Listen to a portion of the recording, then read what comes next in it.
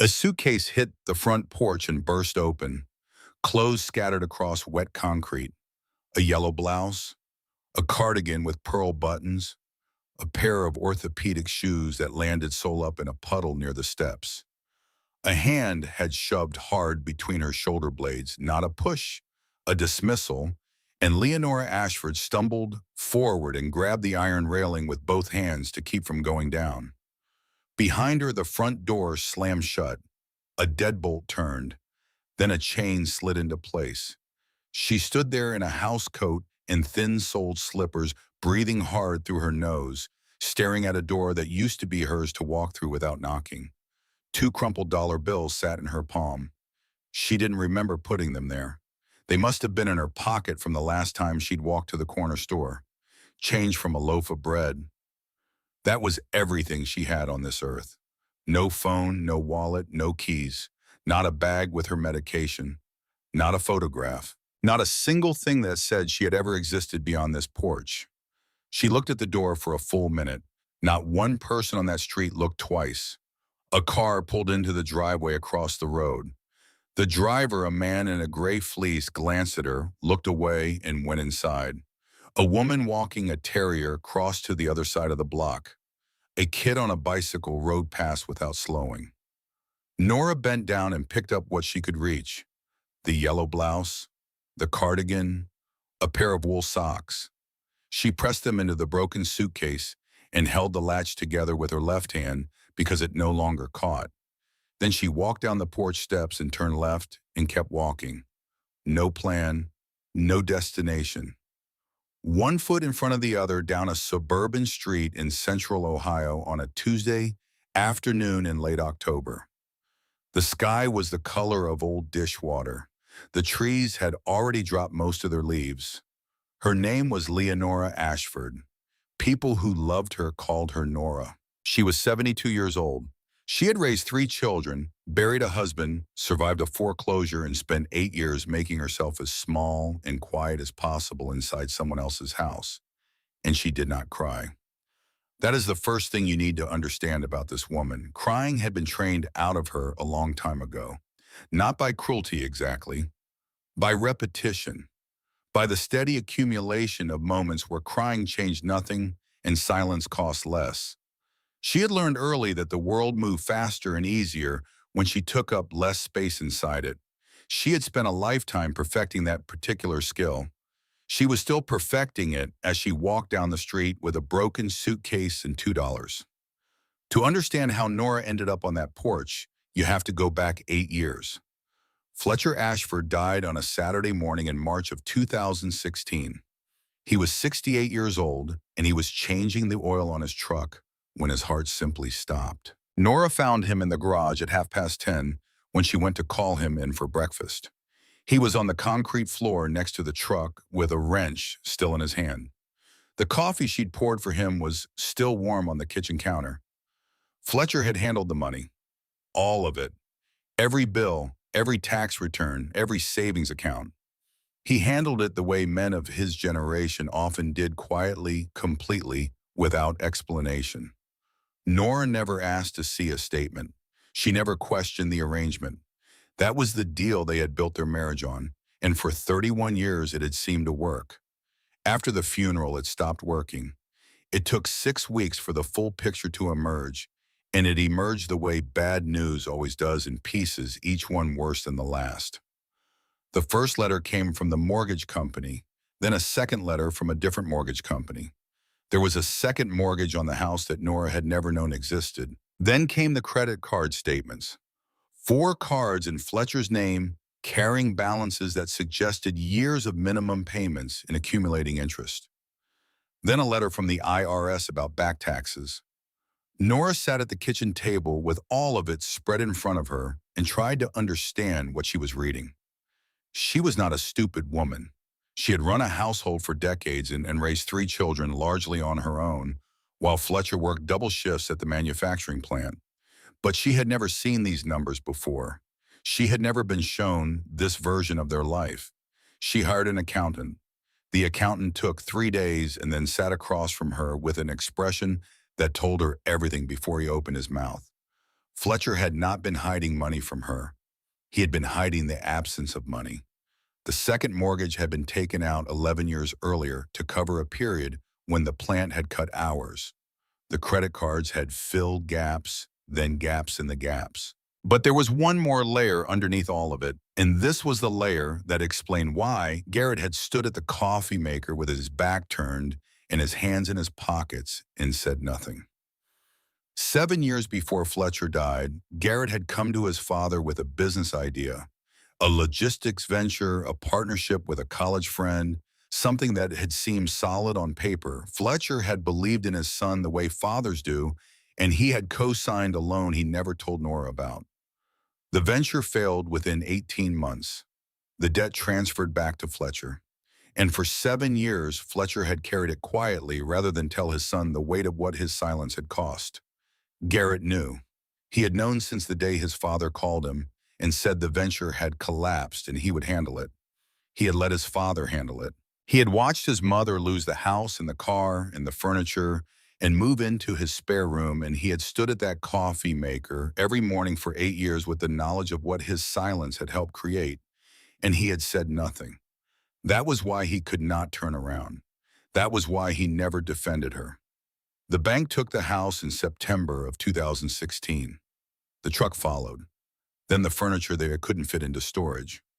Nora walked out of the foreclosure with 2 suitcases and a box of photo albums, and the understanding that the life she had believed she was living had been in some significant ways a fiction maintained by a man who loved her too much to tell her the truth. She did not say this out loud to anyone. She just carried it. Her son Garrett called the day after the foreclosure was finalized. He said there was a spare room. He said it like it was the simplest thing in the world because to him it probably was. His mother needed a place. He had a place. The problem had a solution. What he did not say and what Nora did not yet know was that the spare room was also a form of penance. And penance paid in silence looks identical to generosity from the outside. Nora accepted because she had no other choice, and she understood the difference between those two things. The house was a colonial in a subdivision outside Columbus. 4 bedrooms, 2.5 baths, a finished basement that Garrett used as a home office, in a backyard with a gas grill that got covered with a tarp every November. It was a fine house, a comfortable house. Nora moved into the spare room on the second floor at the end of October 2016 and told herself it was temporary.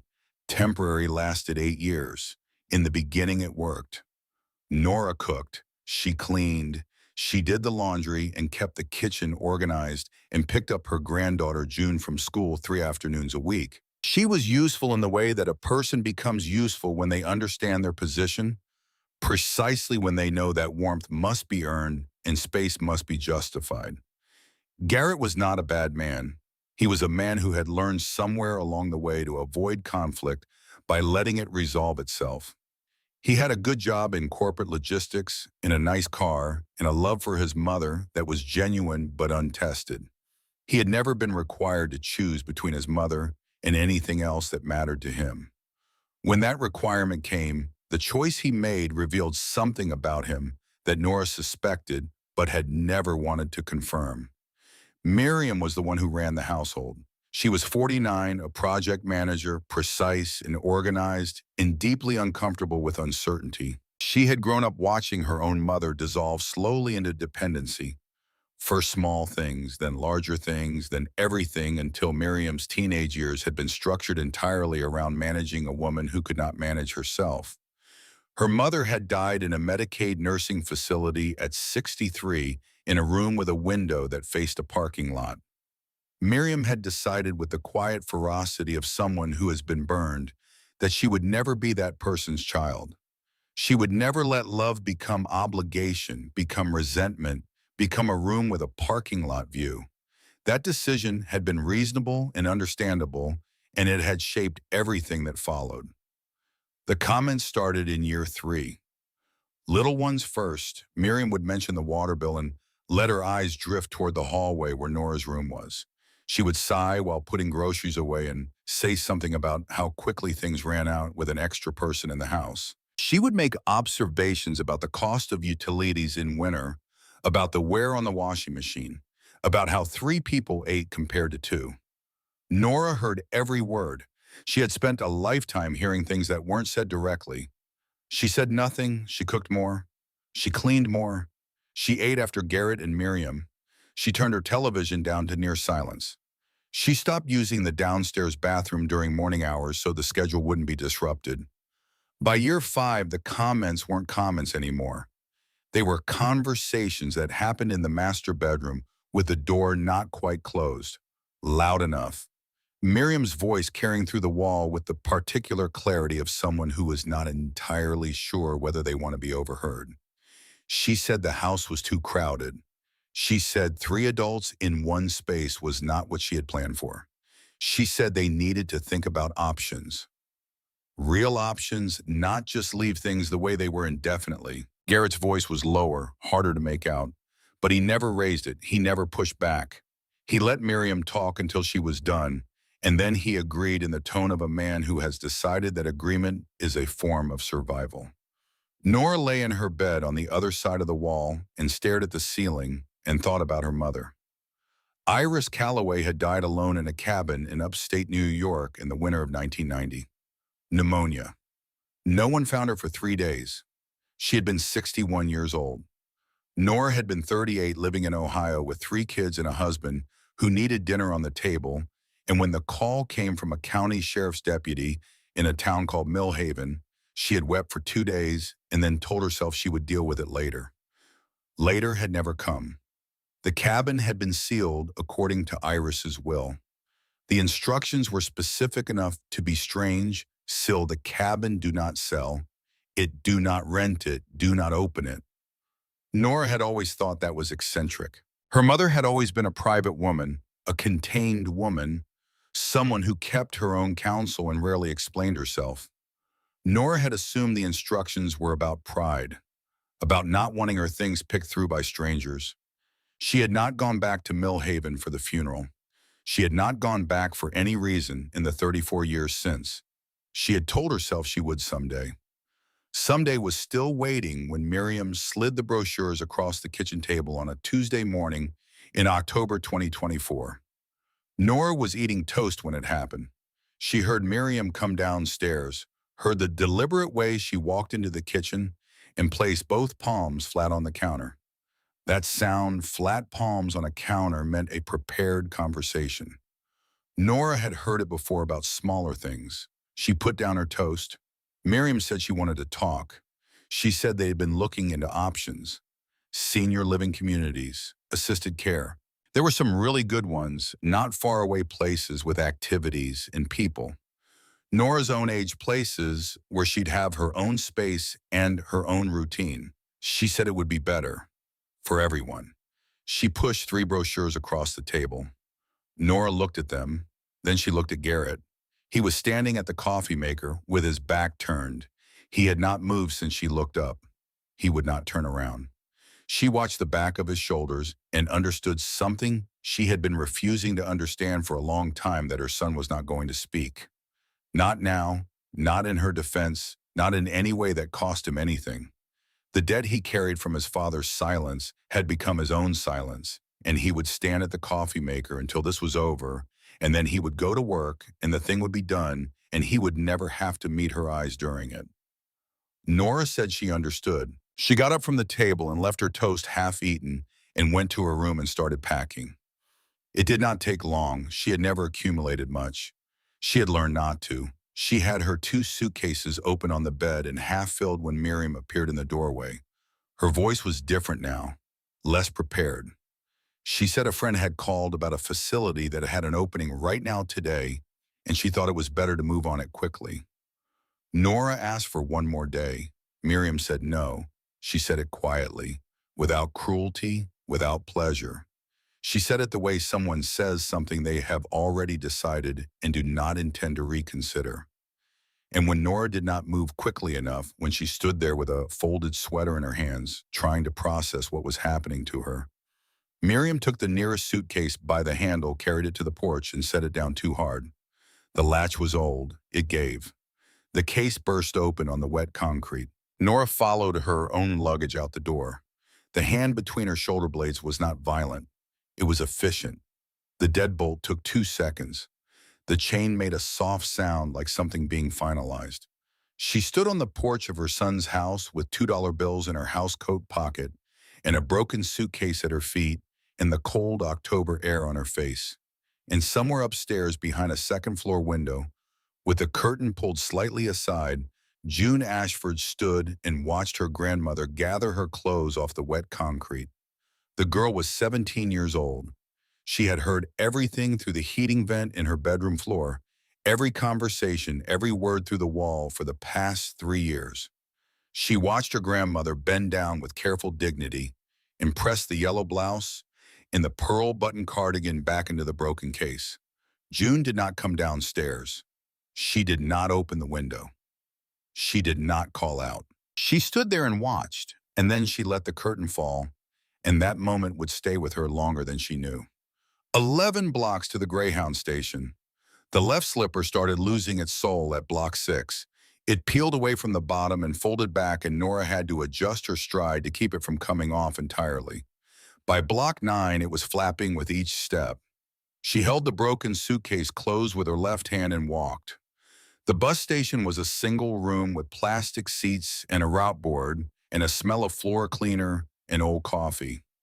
A man behind a scratched plexiglass window looked at her the way people look at something they have decided not to engage with. Nora studied the board. She had grown up in Millhaven, New York.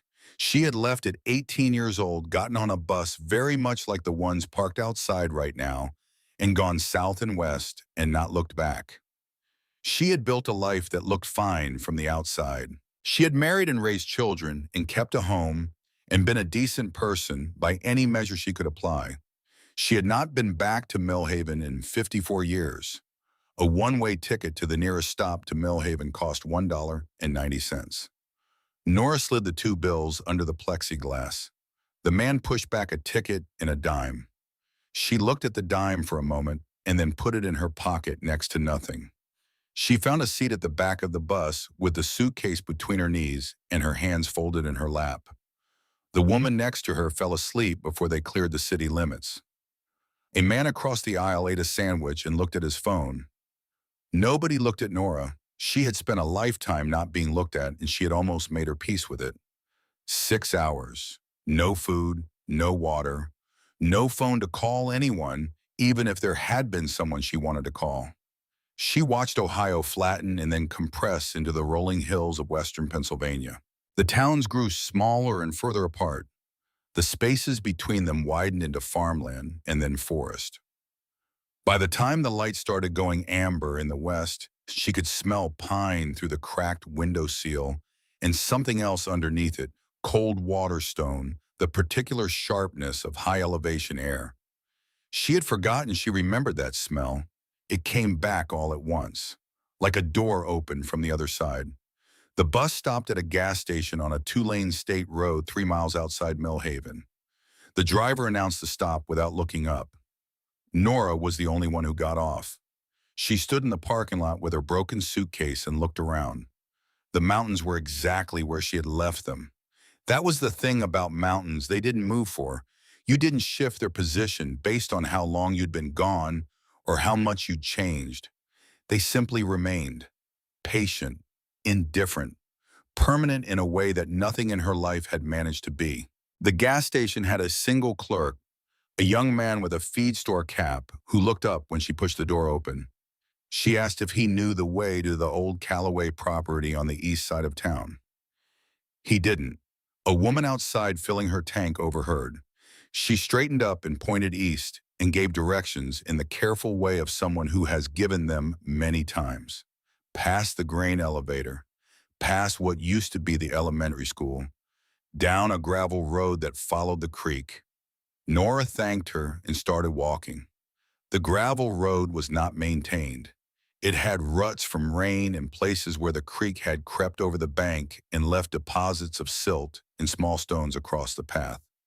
The slipper gave out completely at the 40-minute mark. The sole tore free, and Nora stopped long enough to pull it off and walk on in the sock alone.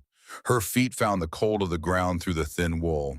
At the hour mark, she took the other slipper off too and carried both in her free hand. Her feet were bleeding before she saw the cabin.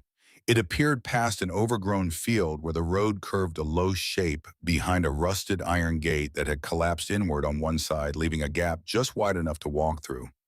The field between the gate and the cabin had gone fully wild goldenrod and thistle, chest-high sumac trees, pushing up along the fence line a volunteer elm that had grown from a crack in the stone wall to a height of 20 feet. But the cabin was still standing. Stone foundation, wooden frame the color of old pewter, a tin roof gone rust brown but intact, no visible holes, no collapsed sections. The porch had two steps and a rail that had pulled partly away from the post but was still attached. The windows were shuttered from the inside with plywood, and across the front door, nailed in the pattern, she remembered from the letter of instructions she'd received from a county official in 1990, were two lengths of 2x4 lumber crossed in an X, sealed, just like the will had said. Nora pushed through the broken gate. The goldenrod was wet from an earlier rain and it soaked her socks immediately. She pushed through it with her arm across her face and emerged on what had once been a path to the porch. The boards groaned under her weight. She stood at the door and looked at those boards. They had been up there for 34 years. She did not have a hammer. She did not have any tool at all. She stood there on bleeding feet after a 6-hour bus ride with no food and 10 cents to her name, and looked at the boards her dead mother had put there before she died. Then she went back to the gate. The iron railing that had collapsed inward had come free of one of its anchor posts. The anchor post itself was still in the ground, but the railing section was loose, a 4-foot length of rusted iron with a flanged end. She worked it back and forth until it pulled fully free. She went back to the door and worked the flanged end into the gap between the first board and the door frame. It took 20 minutes. The nails were old, but they were set deep and the wood around them had dried and hardened over 3 decades of freeze and thaw. Nora's palms blistered and then split. Blood ran down the iron railing and onto the porch boards. She worked each nail loose in sequence, prying evenly from both sides so the wood didn't split. She worked until the boards came free. Both of them. The door behind them was unlocked. She put her hand on the knob and turned it, and the door swung inward on hinges that moved without sound, as if they had been oiled recently, as if someone had tended to them. The darkness inside was soft and dry, no mildew, no animal smell, no rot. Nora stood in the doorway of her dead mother's cabin and breathed. The air was cool and still, like the inside of a kept promise. She stepped in. The furniture was covered in white sheets, 6 or 7 pieces arranged exactly as she remembered from childhood. She reached out and pulled the nearest one free. Underneath a wooden armchair with curved arms and a rush seat. No rot, no mildew. She ran her palm along the arm and felt the smoothness of old wood that had been waxed before it was covered. She pulled another sheet. The kitchen table, polished maple intact, the surface still carrying the faint sheen of wax applied by someone who expected it to be used again someday. She moved through the cabin slowly. She opened cabinets, dishes stacked in order, glasses without a crack. She opened the drawer beside the sink, and her mother's kitchen scissors were in the same place they had always been, the small drawer to the right of the sink blade end back. She stood and held the scissors for a moment. They were just scissors. But they were her mother's scissors, and they were exactly where her mother had put them. And after the day she had just lived through, that precision felt like something close to grace. The pantry shelf held jars, preserves, pickled vegetables, wax-sealed lids still tight. A jar of peach preserves with the year written on the masking tape label in her mother's block printing. 1989, a year before Iris died. Nora took the peach jar down and held it. She walked to the cast iron sink and worked the hand pump. It was stiff at first. She primed it with the small jug of water that sat beside it, and after 4 or 5 strokes, the water came up cold and clear. She cupped her hands and drank. The taste was iron and cold stone, and something else she couldn't name. Her mother had drunk this water every day of her life in this cabin. Nora set the peach jar on the table and stood in the middle of her dead mother's kitchen and felt something she had not felt in so long. She had nearly forgotten the word for it. Safe. Not comfortable, not warm, not provided for. Just safe. No one was going to come to this door tonight. No one was going to slide anything across the table at her. No one was going to turn their back while her life was being arranged without her input. She found blankets in a cedar chest at the foot of the single bed. She made a place on the sofa. She opened the peach preserves and ate half the jar with the kitchen spoon she found in the drawer beside the scissors. 34 years in a sealed jar. They were still sweet. She lay down and pulled the blanket to her chin and closed her eyes. Her feet had stopped bleeding. The cabin was cold, but not unbearably cold. She could hear the creak somewhere east of the cabin, just audible through the walls, steady and low. She did not dream. Her body had finally decided it was somewhere it could trust, and it did what bodies do when that happens, it let go. Sleep came down like a curtain, complete and quiet and without interruption. Outside, the October night settled over the mountains. She woke before the sun was fully up. The cabin was gray lit and cold, the kind of cold that settles into stone foundations overnight and holds there until well past noon. Nora lay still for a moment under the blanket, looking at the ceiling. Exposed beams, old-growth pine, no sagging, no water stains. She listened to the creek. It was still there, still steady, the same note it had always held. She sat up slowly. Her feet had dried overnight. The cuts from the gravel road had crusted over. She found her mother's rubber boots beside the back door and wore them with 2 pairs of wool socks from the cedar chest.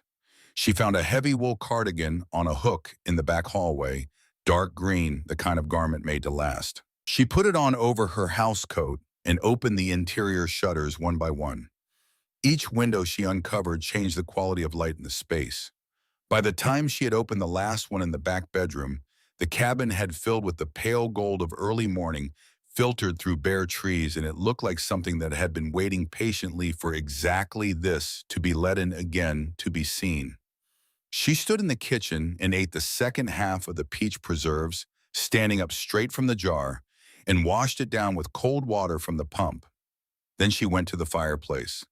On the mantel, half hidden behind a framed photograph, her mother and an older woman she didn't know standing in front of what looked like the grain elevator in town summer, both of them squinting into the sun, was an envelope, yellowed with age, sealed with red wax that had hardened and darkened to the color of dried blood.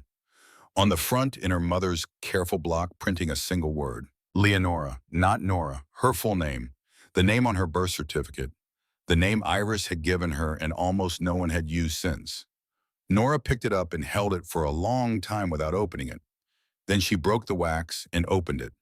The letter inside was 2 pages written on lined paper in the same block printing as the envelope. The ink had faded slightly, but every word was legible.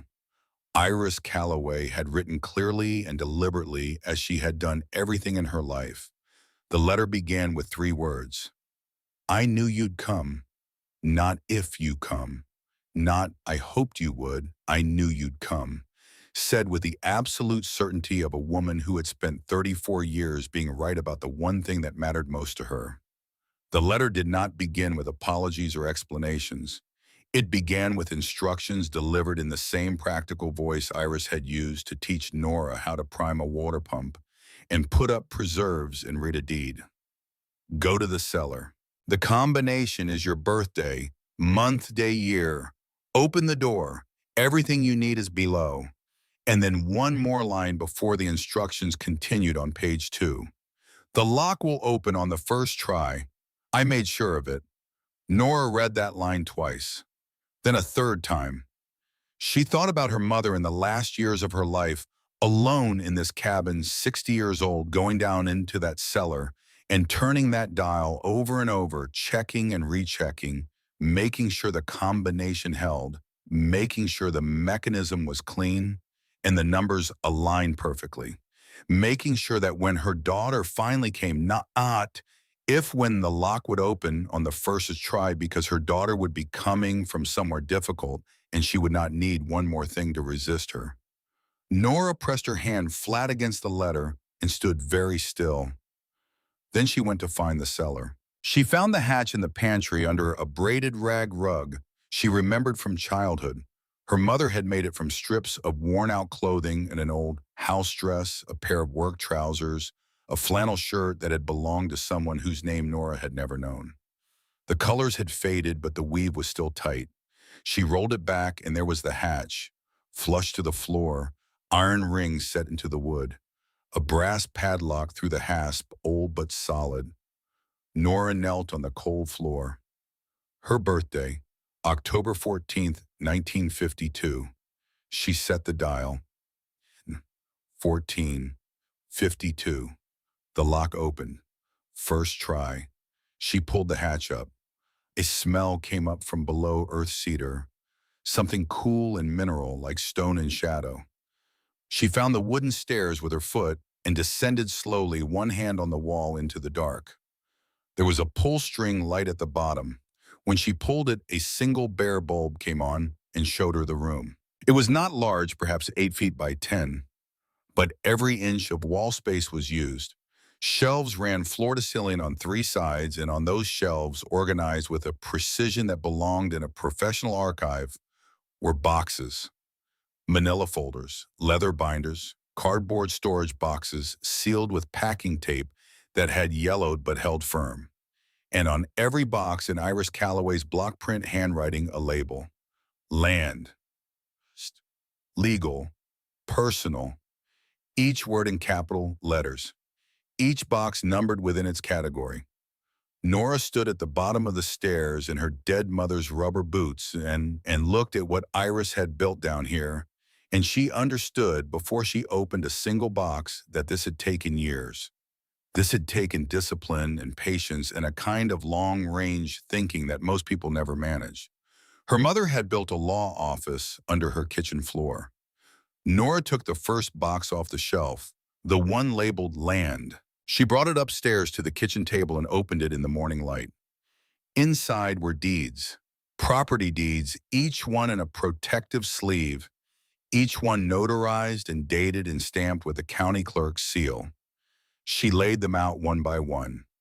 The cabin and its immediate quarter-acre plot, a field to the north, 14 acres, a section of forest to the west, 21 acres, creek frontage along the entire eastern boundary, 7 acres, total 42 acres, all contiguous, all in the name of Iris Calloway, legally recorded at the Millhaven County Clerk's office. Nora looked at the tax receipts filed in the same box. Annual, every year, going back to 1972, paid in full each time from an account at a bank in Albany, New York. She turned to the most recent receipt, filed 8 months ago, paid through 2027. Someone had been making those payments, quietly, faithfully. For decades after Iris was dead and the cabin was sealed, and the world had moved on and forgotten this piece of land existed, she put the land box to one side and reached for trust. The trust box held bank statements going back to 1971. A trust account opened at an Albany bank in November of that year with an initial deposit of $5,000. Monthly contributions after that, small at first $25, $50, increasing over time, $200 a month through the 1980s, $500 a month through the 1990s, $1,000 a month after 2000, interest compounding, dividends reinvesting, the balance growing the way balances grow when no one touches them for decades. The most recent statement had been printed 6 months ago and mailed to the office of Hewitt and Associates Attorneys at Law, Millhaven, New York. Current balance $412,000. Nora set the statement down on the table. She picked it up again and read the number a second time, then a third time. Yesterday, she had been eating toast at her son's kitchen table. 24 hours ago, she had been standing on a porch with 2 crumpled bills and nowhere on earth to go. This morning, she had been walking on a gravel road with bleeding feet. And underneath her mother's kitchen floor, in a room that smelled like cedar and cold stone, sealed behind a combination lock keyed to her birthday, was $412,000. She pressed her knuckles against the table and made herself breathe normally. Then she reached for the third box, the small one on the bottom shelf, wrapped in a piece of green wool cloth and tied with kitchen twine. No label. She set it on the table and unwrapped it. Inside, in a protective plastic sleeve that had been sealed at the edges with packing tape, was a document, a birth certificate, Nora's birth certificate, but not the one she had grown up with. Not the one she had used for her passport, for her marriage license, for every official form she had filled out in 72 years. This one had been issued by a different county office, and the line that read "Father" was different. On the certificate, she had always known that line read Harold Calloway. On this one, it read Thomas Aldridge. Nora set the document down on the table. She stepped back from it. One step, then another. She stood with her back against the kitchen counter and looked at it from across the room the way you look at something that might be dangerous. Thomas Aldridge. She knew that name. Anyone who had grown up in Mill Haven knew that name. The Aldridges had owned the largest dairy operation in the county for 3 generations. They had built a public library on Main Street. The bronze plaque above the entrance read Aldridge Library, donated 1958. They had funded the volunteer fire department's first proper station. Thomas Aldridge had been the patriarch of all the old money church every Sunday, the kind of man whose opinion could get a road paved or a loan approved. He had died in 1992. His obituary had run on the front page of 3 regional newspapers.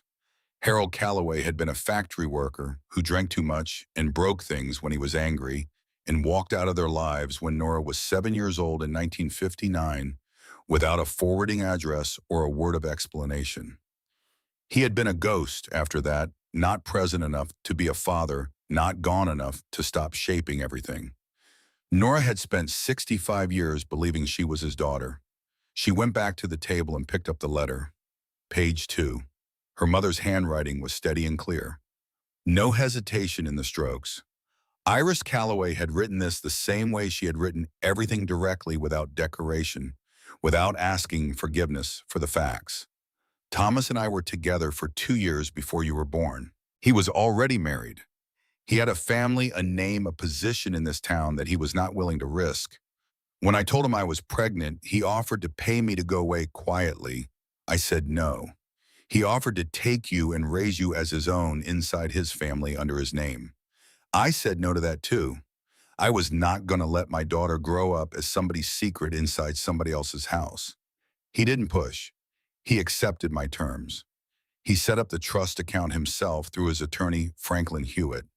He purchased the surrounding land and put it in my name. He said it was for you for when the time came. He asked only that I never tell his family. I married Harold Calloway 6 months before you were born because I needed a name on a certificate and Harold needed someone to cook his meals. When he left, I was relieved. I want you to understand that. His leaving was not a wound, it was a resolution. I sealed the cabin because I did not trust Thomas's family after he was gone. They are land people. They see acreage and they see money, and they do not stop until they have acquired what they believe belongs to them. If they found out about you after I was gone, they would have come for the land. They would have challenged the trust. They would have buried everything under paperwork and legal fees until there was nothing left to claim. So I buried it first, in a place only you could find, in a room only your birthday could open. I knew you would need it someday. I knew the world would give you reasons to need it. I am sorry I could not give it to you sooner or in a better way, or while I was still here to explain. Come home, Leonora, it was always yours. Nora read the letter through twice. Then she set it down carefully and went to the window and looked out at the field behind the cabin, where the goldenrod was bent with the weight of morning dew, and she thought about Harold Calloway. She thought about the way he used to sit at the kitchen table with a glass he refilled too many times and find fault with things, the way a room changed temperature when he was in it, the way she had learned very young to make herself invisible when his mood was heading in a particular direction. She thought about the 7 years she had spent in his orbit learning to be careful and quiet and small, and the 65 years after that when she had carried those lessons without ever questioning where they came from or whether they were hers to keep. She had been a woman who asked permission to exist in rooms that should have been hers by right. She had been a woman who ate after others spoke, after others waited until the room had decided she was allowed to contribute. She had been that woman because of a man who was not her father. She stood at the window for a long time. Then she went back to the shelf for the fourth box. The fourth box was different from the others. No neat label, just a collection of envelopes, correspondence going back 15 years, all addressed to the estate of Iris Calloway. She pulled the first envelope and read the letter inside. A real estate inquiry, polite professional expressing interest in acquiring the Calloway parcel. The second letter was similar. A year later, slightly more specific about price. By the seventh letter, the language had changed. Words like unresolved estate and county procedure and timeline for adverse claim. By the 11th, the letterhead read Aldridge Land Partners LLC, and the attorney's name at the bottom was associated with one of Albany's largest property firms.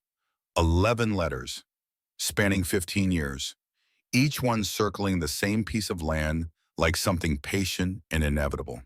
And the most recent letter, dated 3 weeks ago, contained language that Nora understood well enough without understanding all of it. The Aldridge entity was preparing to file for adverse possession through the county court. They believed the property had been abandoned. They believed there was no living heir. The filing date was scheduled for the following week. Nora read that line twice. She had arrived with days to spare, possibly less. She stacked the 4 boxes in a careful row on the kitchen table and stood back and looked at them. 4 boxes, 4 decades of quiet preparation, a trust account that had grown in silence, a land holding that had been tended and taxed and kept current through the deaths of 2 people and the indifference of a world that had never known it existed. Her mother had done all of this, a woman with no legal training, no money of her own beyond what Thomas Aldridge had provided, no allies she had ever mentioned, had built this with patience and discipline and a belief that was absolute that her daughter would come, that she would need it, that the door would hold until she got there. Nora sat down in the chair by the fireplace. Her mother's chair, the one with the curved arms and the rush seat. The cushion was the same fabric, the same pattern of faded blue flowers. She sat in it and thought about Iris, about what it had cost her to keep the secret, to live in this cabin alone for decades without telling her daughter why. She thought about the winter of 1990, Iris, alone in this room with pneumonia, getting worse, too proud or too careful to call the one person who might have come. She thought about 3 days passing before anyone found her. Iris had chosen the secret over the rescue. She had decided at the end that the thing she was protecting mattered more than being found in time. Nora did not know if that was wisdom or stubbornness or love so deep it had become indistinguishable from all three. She suspected it was all three at once, which was probably the truest thing about her mother she had ever understood. She had 2 choices. She could take the money and the land quietly, establish the trust disbursement, sell the acreage privately, and disappear into a comfortable retirement somewhere no one would look for her. Or she could do what her mother had never been able to do. She could walk into town and say her name out loud. She sat in Iris's chair until the light shifted and the cabin warmed slightly around her, and the decisions settled into her chest the way decisions do when they stop being decisions and become simply what you are going to do. She was not going to disappear.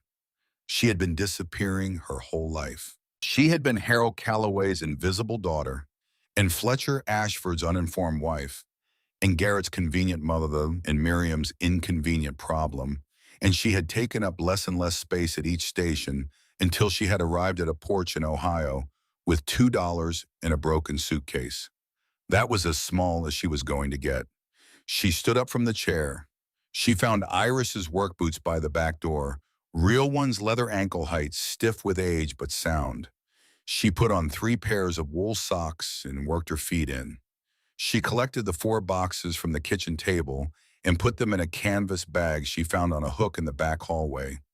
She looked at the letter one more time. Both pages. Her mother's block print on faded lined paper. Come home, Leonora. It was always yours.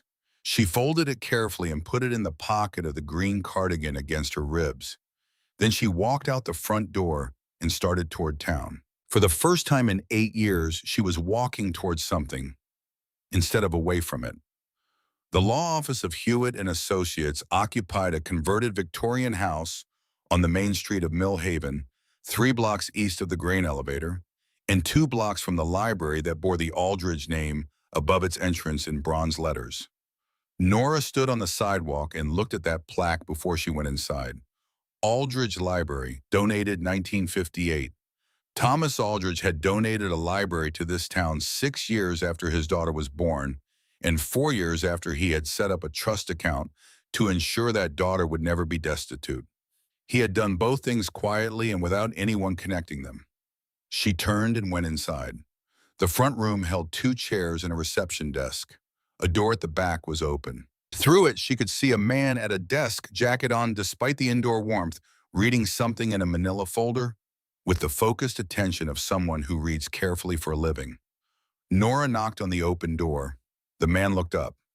He was somewhere in his mid-50s, gray at the temples, and in the close-cut beard he wore, with the kind of face that had been weathered by decades of other people's difficult circumstances into something steady and unshockable. He looked at Nora housecoat visible below the green cardigan, leather work boots, lace-tight canvas bag hanging from one arm, and his expression did not change. She said her name. She said it fully, both names, the way her mother had written it on the envelope. Leonora Ashford, born October 14th, 1952, daughter of Iris Calloway of Mill Haven, New York. The man set down the folder. He was quiet for a moment, very still, in the way of someone who has just heard something they have been waiting a long time to hear and needs a moment to confirm it is real. Then he said his name, Calhoun Hewitt. He said people called him Cal. He asked her to sit down. Cal Hewitt opened the bottom left drawer of his desk and lifted out a file. Thick, 2 inches, at least the edges of the folders inside softened with age, the corners bent from years of being consulted and replaced. He set it on the desk between them and put both hands flat on top of it. His father, he said, Franklin Hewitt, had been Iris Calloway's attorney for 38 years, had helped Thomas Aldridge set up the trust in 1971, had paid the property taxes every year since from the trust account per Iris's standing instruction, continued after Iris's death per the terms of the will, had kept this file current and complete, and had told Cal before he died in 2012 that someone would come for it. He didn't know when Cal said, he just said, be ready. Cal had been ready for 12 years. Then he told her the other thing. Aldridge Land Partners had filed the preliminary paperwork for adverse possession 3 days ago. The full filing was scheduled for Thursday of the following week. Today was Wednesday. Nora had arrived with 1 day to spare. She opened the canvas bag and set the boxes on his desk one at a time. Land, trust, legal, personal. She unwrapped the green wool cloth from the 4th box and slid the birth certificate in its plastic sleeve across to him. Cal looked at each item carefully, unhurried. He read the birth certificate. He checked the trust statements against his own records. He read the correspondence from Aldridge Land Partners without any change in expression. Then he looked at her and said, everything matches. Everything is exactly what it should be. He asked if she was prepared to proceed. Nora said yes. The first filing went in that afternoon. Cal worked quickly and without wasted motion the way a man works when he has been mentally preparing for something for over a decade. He filed a notice of claim establishing Nora as the living heir to the Iris Calloway estate. He filed a motion to halt the Aldridge adverse possession proceeding. He attached the birth certificate, the land deeds, the trust documentation, and a certified copy of Iris's will, held in the Hewitt firm's vault since 1991, which named Leonora Calloway Ashford as sole beneficiary. The Aldridge response came in 2 days. 3 attorneys from a firm in Albany arrived at the county courthouse with a filing that was, Cal said when he called her impressively thorough for something assembled in 48 hours. They challenged the authenticity of the birth certificate. They challenged the chain of title on the land deeds. They filed a motion to freeze the trust account. And they filed a separate motion requesting that the court appoint a guardian on the grounds that the claimant was a homeless individual with no verifiable address making claims of an outlandish nature. That was the word they used, outlandish. Nora read it once and folded the document and put it with the others and started a fire in the fireplace for the first time since she'd arrived. She sat by the fire and thought about that word. She had lived 72 years. She had raised 3 children and kept a household and endured a marriage that was sometimes kind and sometimes not, and given her best years to other people's comfort without ever once asking for recognition. She had been thrown out of her son's house with $2 and had walked 11 blocks and ridden 6 hours on a bus and walked 3 miles on a gravel road in the dark on bleeding feet and had pried open a sealed door with a rusted iron railing because there was nowhere else on earth for her to go. And she had found what her mother left her. Outlandish. She put another log on the fire and let the word burn. The first hearing was on a Thursday morning 3 weeks after Cal's initial filing. The courtroom was small, as county courtrooms tend to be dark wood paneling, fluorescent lighting, the smell of old paper, and institutional carpet. Nora wore a dress she had bought at the thrift store on Main Street, dark blue wool fitted at the shoulders. She had found a pair of low heels in a consignment shop nearly her size and wore them with wool stockings because the October cold had settled permanently now. She sat at the plaintiff's table beside Cal and looked forward. The 3 Aldridge attorneys arranged their materials with the efficient confidence of people who win most of their cases. The lead attorney, a tall man with silver-framed glasses and a voice calibrated for projection, opened by describing Nora in terms that made her sound like a cautionary tale. An elderly homeless woman with no fixed address, no verifiable financial history, making claims against an established family with deep roots in the community, and a documented history of civic contribution going back 3 generations. He used the word outlandish again. Nora sat with her hands folded on the table and her back straight and her eyes forward. Cal responded with documents. He laid them out in sequence: the birth certificate, the chain of title, the trust records, the tax receipts going back 52 years, his own father's case notes from meetings with both Iris Calloway and Thomas Aldridge in 1971. He presented the will properly executed and witnessed held in continuous legal custody since 1991. The judge reviewed everything and ordered a 60-day discovery period. Outside on the courthouse steps, one of the Aldridge attorneys approached Cal and said in a tone meant to sound reasonable that his clients were prepared to discuss a settlement. A modest payment, a clean release of all claims. Nora, standing 2 steps below, said nothing. She looked at the attorney until he looked away. Then she walked down the remaining steps and turned toward Main Street. She had not come this far to settle. The hardest night came in the 4th week. Cal called in the evening, his voice carrying a particular flatness she had come to recognize as the sound of a problem he hadn't solved yet. The Aldridge team had hired a forensic document examiner from New York City. The examiner had submitted a preliminary report questioning the authenticity of the handwritten letter from Thomas Aldridge. The letter dated 1988, 4 years before his death, in which he had acknowledged Nora as his biological daughter and affirmed the trust. The examiner noted inconsistencies in ink aging and paper composition. If the motion to exclude succeeded, Cal said the case became significantly harder. They would need their own examiner. Someone in Washington, well-credentialed. 2 weeks for a report. Nora said to proceed. She put down the telephone and sat in the dark kitchen without lighting the lamp. The doubt that came in that darkness was not about Thomas Aldridge. She did not doubt the birth certificate or the trust or what her mother had told her in 2 pages of careful block print. She believed all of it with the certainty of something felt in the body before it is understood in the mind. What she doubted was whether believing something was enough, whether the truth as her mother had assembled it was strong enough to hold against the weight of money and lawyers and 3 generations of community standing. Iris had built something extraordinary in that cellar, but she had also died alone in a cold cabin because she had chosen the secret over the rescue. She had been right about some things, and she had paid a very high price for being right. Nora sat in the dark and let the doubt be there. She didn't fight it. You had to let it say what it came to say, and then decide what you were going to do in the morning regardless. She got up and lit the lamp. She went to the pantry shelf and took down the 4th box and brought it to the table. She went through it again now slowly in lamplight with the kind of attention that comes from having nothing left to lose. At the very bottom of the box beneath a folded piece of oilcloth she had taken to be wrapping material was a small envelope, smaller than the one on the mantel. The flap was simply folded in. Inside were photographs, 6 of them, black and white, small format. The first showed 2 people standing in front of a stone wall.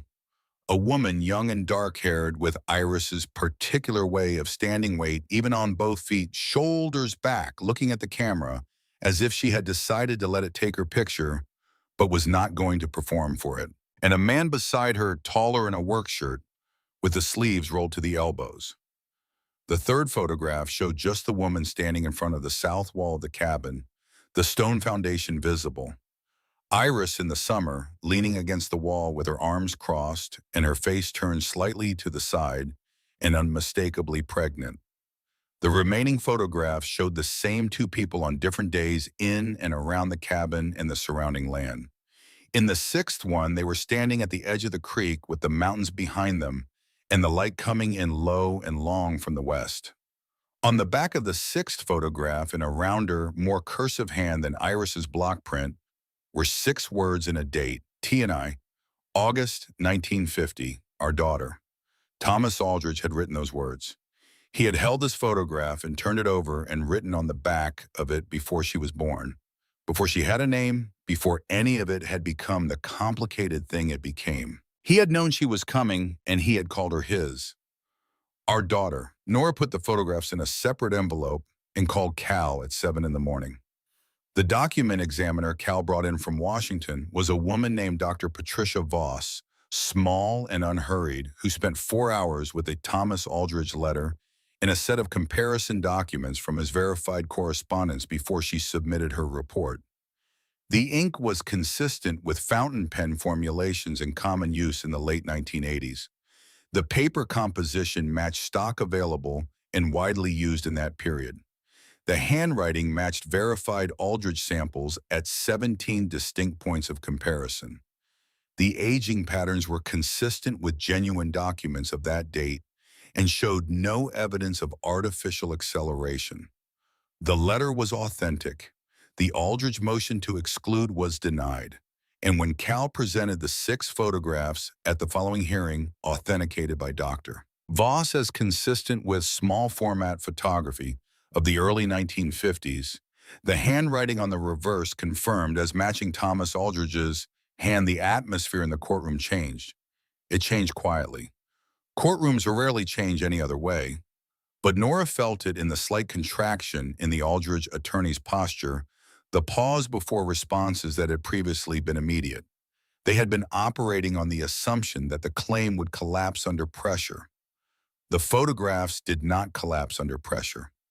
They were her mother and her father standing at the edge of a creek in August light. They were a man writing on the back of a picture the 2 most important words he knew. They were the proof that whatever arrangement had been made between Iris Calloway and Thomas Aldrich, it had not been cold. There had been something between them that neither of them could fully protect or fully surrender, and they had each carried it in their own way until they died. Nora looked at those photographs in the courtroom and felt for the first time something toward Thomas Aldrich that was not simply the complicated recognition of a biological fact. She felt something closer to gratitude. The final hearing was on a Tuesday morning in late November. The Aldrich attorneys arrived with fewer documents than they had brought to previous hearings. The lead attorney made his remaining arguments carefully and professionally and without the word outlandish. And then Warren Aldridge walked in. Nora had not seen him before. He had not attended any previous hearing. He was in his late 60s, tall, with the kind of face that carries the evidence of its own history in the lines around the eyes and the set of the jaw. He was dressed simply, no suit, no performance. He walked to the front of the courtroom and sat down in the gallery, not at the attorney's table, and he looked at Nora. She looked back at him. This was her half-brother. She had not had a word for him before this moment. She had been focused on the legal reality of what she was claiming and had not spent much time on the human reality of what it meant for the family on the other side of it. He looked tired, not in the way of someone who hadn't slept, but in the way of someone who had been carrying something uncomfortable for a long amount of time and had finally arrived at the moment where they had to set it down in public. The lead attorney leaned over and exchanged several quiet words with his client. Warren listened, then he nodded once. The lead attorney stood and informed the court that the Aldridge parties were withdrawing all outstanding motions and objections. The judge looked over his glasses and asked for confirmation. The attorney confirmed. Cal, beside Nora, wrote something on his legal pad and slid it to her. 2 words, "It's done."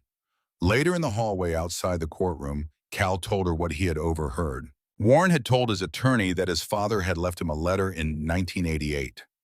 A private letter kept in Warren's possession for 36 years, delivered through Franklin Hewitt as a separate document at the time of the trust amendment.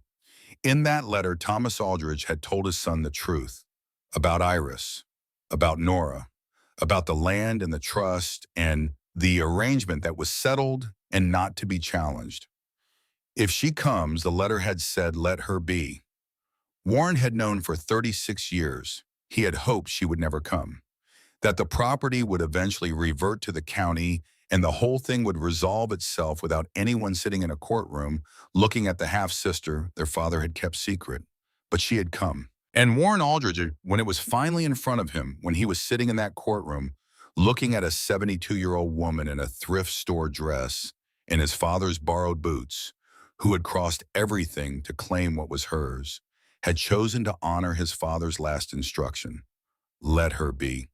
The judge issued his ruling. The land was hers. The trust was hers. The estate of Iris Calloway passed in full to Leonora Ashford as sole heir. Nora came back to the cabin alone. Cal dropped her at the gate, and she walked up through the field. The goldenrod cut back. Now the path clear, the broken gate rehung on new hardware she had bought at the hardware store 2 weeks earlier. She walked up to the porch and stood there for a moment looking at the door. The 2x4 lumber was gone. She had taken it down herself the second day and stacked it along the woodpile. The door was just a door now, plain and solid, with a new lock she had installed herself. She went inside and sat at the kitchen table and did not do anything for a while. And then she cried. Not for herself, or not only for herself. She cried for Iris Calloway, who had been a young woman with no power and no allies and no one to advocate for her, who had been offered money to go away quietly and had said no, who had spent the next 38 years in a cabin in upstate New York building something in secret for a daughter she barely got to know, who had died alone in the winter because she had chosen the secret over the rescue, who had trusted absolutely and without any guarantee that the door she built would hold until the right person needed it. It had held. Nora pressed her hands against the table and let herself cry until she was done. Then she washed her face at the sink and looked out the window at the field and the mountains and the late afternoon light going amber over everything, and she started making plans. The roof was replaced in December by a local contractor named Gil Mabry, who had known Iris slightly and charged Nora half his standard rate because he said any daughter of Iris Calloway deserved a fair deal. She paid what he asked and made him coffee and let him tell her what he remembered about her mother, which was not much, but was more than she had had before. The plumbing was brought up to code in January. A gas line was run from the road and a proper stove installed in February. Electricity came in March, not because the oil lamps were insufficient, but because she wanted a refrigerator that hummed and a reading lamp by the chair, and a telephone she didn't have to drive to town to use. She kept the tin cup on the windowsill above the sink, where Iris had kept it, where it had been kept for as long as the cabin had stood. She kept the jars of preserves on the pantry shelf, even the empty ones. She kept Iris's kitchen scissors in the small drawer to the right of the sink blade end back, where they had always been. In April, she leased 20 acres to a farmer named Douglas Pell, who ran cattle on the adjacent property and had been watching the Callaway land go to seed for years. He paid a fair rate and kept his word about the gates. In May, she donated 5 acres at the south end of the property to the town of Mill Haven for a community garden. The town council had been trying to establish one for 6 years and had been unable to secure land at a price they could afford. She attended the dedication in a folding chair in the back row and clapped when the other people clapped and drove home after without speaking to anyone. She kept the remaining land wild. The creek ran through it cold and clear. Deer came through the trees at dusk. Red-tailed hawks worked the thermal columns over the open fields on clear afternoons, circling without effort, held up by something invisible. It was quiet in the way that has nothing to do with silence and everything to do with peace. She called Garrett in June. The call lasted 90 seconds. She told him she was alive. She told him she was well. She told him she was home. He said he was glad. His voice carried the particular weight of a man who means what he says and also knows he forfeited the right to say it, the weight of 8 years of silence that had begun long before the morning of the coffee maker and had never once been addressed. He did not ask about Miriam. Nora did not mention her either. Some things between people reach a point where acknowledgement and forgiveness are two entirely separate roads, and not every road needs to be taken at once. She did not invite him to visit. She did not close the door. She left it where it was, the way you leave something when you have decided it belongs to the other person now. She put down the phone and went out to the garden and picked the first tomatoes of the season. The text from June came on a Thursday evening in July. Simple. 8 words. Grandma, are you okay? I've been thinking about you. Nora held the phone for a moment, sitting on the porch in the long summer light with the mountains going gold behind the tree line. She wrote back, I'm better than okay. Come see for yourself. June drove up on a Saturday 3 weeks later. 6 hours in a used Honda with a crack in the windshield and a passenger seat full of gas station snacks she offered to Nora before she even said hello. She stood in front of the cabin gate and looked at the stone foundation and the new roof and the garden in full summer production and said quietly that it was beautiful. Then she looked at Nora and her face changed. She cried before Nora said anything. She stood at the gate and cried with the particular quality of someone releasing something they have been holding for a long time, not grief exactly, but something made of guilt and relief and the belated understanding of what you did not do when you should have done it. She had stood at a window at 17 years old and watched and let the curtain fall and done nothing, and she had carried that every day since. Nora opened the gate and put her arms around her granddaughter and said nothing because nothing needed to be said about it. She brought her inside. She made lunch from the garden tomatoes, still warm from the vine basil from the pot on the windowsill, bread she had baked that morning in Iris's oven. They sat at the kitchen table and ate, and then Nora told her everything. Iris, Thomas Aldrich, the letter on the mantle, the hatch under the pantry rug, the 4 boxes, the birth certificate, the photographs of 2 people at the edge of a creek in August light, the Albany attorneys and the courtroom, and Warren walking in and looking at her across the room, and then finally letting her be. June listened to every word without interrupting. She asked what Iris had been like. She asked what it felt like to read the birth certificate for the first time. She asked about Warren. Then she asked, are you angry about any of it? Nora thought about the question seriously the way it deserved. She thought about Fletcher and the debt he had hidden. She thought about Garrett at the coffee maker. She thought about the morning of the flat palms on the counter and the deadline moved up and the latch that gave way. She thought about Harold Calloway, the ghost of a man who had never been her father, whose shadow had fallen across every room she had ever stood in and made it smaller. She thought about all the space she had not taken up, all the years she had made herself less than the room required. I was, she said, for a long time. She looked at the window, at the tin cup on the sill catching the afternoon light. Now I'm just here. June left at 6 in the evening, the Honda disappearing down the gravel road toward the county highway.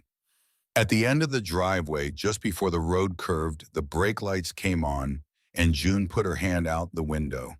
Not a wave exactly, just a hand held up in the early evening air, open and still. Then the car went around the curve and the sound of it faded, and the ordinary sounds of the property came back: creek birds, the distant movement of Douglas Pell's cattle in the leased field. She'll come back, Nora thought. Not because she had to, because she wanted to. That was different from everything that had come before. She was 73 when the first full summer passed. She grew tomatoes and pole beans and basil in the garden behind the cabin. She read on the porch in the evenings when the light was good. She walked the full perimeter of the property twice a week, through the field and along the creek and up into the edge of the western forest and back. She learned where the deer bedded in the long grass near the creek. She learned where the hawks nested in the upper branches of the elm that had grown from the stone wall. She learned the property the way you learn something, when you finally decide you are allowed to know it. Some mornings she took the tin cup from the windowsill and filled it at the hand pump and drank the cold water of Iris's well, standing at the sink looking out at the field. Some mornings she just picked it up and turned it in her hands, the metal worn smooth on one side from years of being held, the rim slightly dented, the bottom carrying the faint circular mark of decades of use.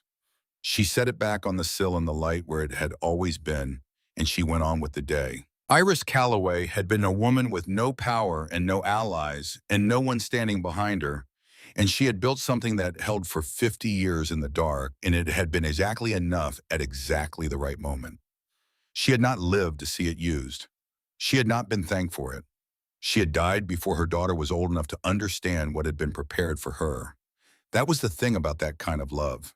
It did not require an audience. It did not need to be witnessed or acknowledged or returned.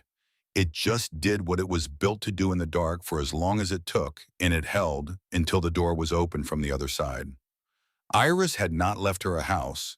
She had not left her the money, not really, or the land, not at the deepest level. She had left her a door, one that only Leonore Ashford could open, keyed to the one fact that was hers alone.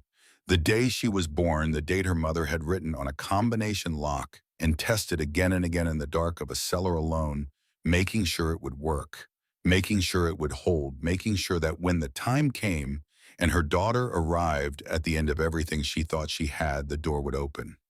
First try. And it had been enough. It had been, in the end, more than enough.